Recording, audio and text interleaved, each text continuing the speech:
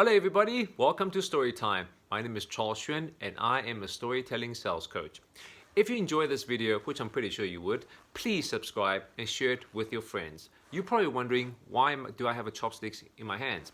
Well, I think most of you have used a pair of chopsticks by now, and I'm pretty certain it was rather challenging in the beginning to master this so-called foreign eating utensil.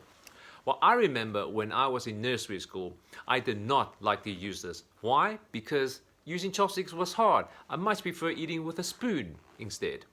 But my Taiwanese parents would have none of it. My dad said, you are of Taiwanese descent and it's important that you learn how to use a pair of chopsticks.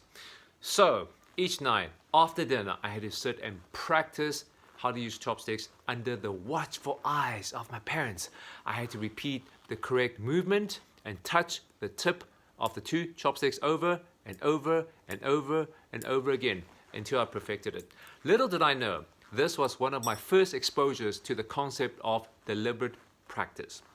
Now, you may know the age-old saying of practice makes perfect, or the 10,000 hour rule popularized by Malcolm Gladwell's book Outliers. You've heard of it, I'm pretty sure.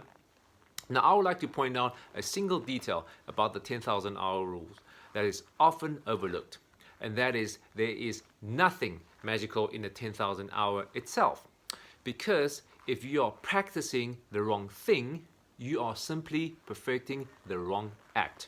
In other words, you are just perfecting another bad habit.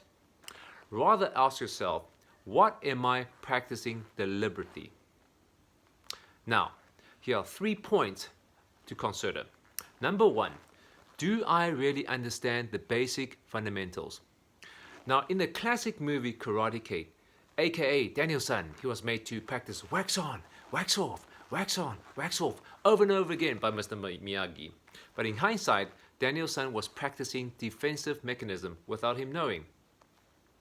Number 2, am I working towards the next level? Meaning, do you really have 5 years experience or 1 year experience 5 times over? Number 3, what am I lacking? Now, expertise is a deliberate process, not a conclusion. Experts are constantly asking themselves, what am I lacking? What are the new resources that's out there? And what can I learn even more? Now go out there and start applying deliberate practice in your craft and you will see the difference. That's all for now. Till next time. Ciao.